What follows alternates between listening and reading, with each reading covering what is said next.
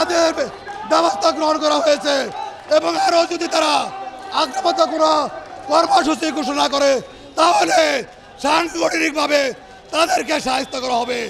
এই কালিয়াপুরে ব্যারিস্টার ইশরাক আহমেদ সিদ্দিকের বাইরে আমরা কাউকে মানি না এবং মানব না। আমরা কালিয়াপুরে আনন্দ মিছিল করতে গিয়েছিলাম, সেখানে আওয়ামী লীগের দোষর, আওয়ামী লীগের বেদাত্তা, আমাদের বিএনপির কিছু কুচক্রী মহল আমাদের উপর আক্রমণ করেছিল। সেই আক্রমণে আমাদের অনেক নেতা কর্মী আহত হয়েছিলেন। তারই প্রতিবাদে আজকে আমরা এই সফিপুরে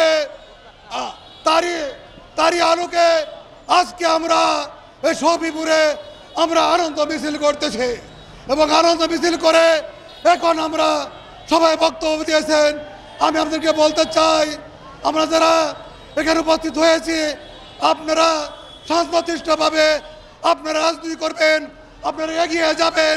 আমি বলতে চাই আমরা চৌধুরী ইশরাক আহমেদ সিদ্দিকের নেতৃত্বে আমরা ঐক্যবদ্ধ, কালিয়াকুর ঐক্যবদ্ধ, পৌরসভা ঐক্যবদ্ধ। তাদের মাধ্যমে সামনে যে সংসদ নির্বাচন আসছে সেই নির্বাচনে ইশরাক আহমেদ সিদ্দিকী মরণের পায়ে পাবেন, এটা আমরা নিশ্চিত। তাকে যদি আমরা সংসদ সদস্য হিসেবে আমরা সেই সংসদে পাঠাতে পারি তাহলে কালিয়াকুরের সার্বিক উন্নয়ন ইনশাআল্লাহ আমরা করতে পারবো।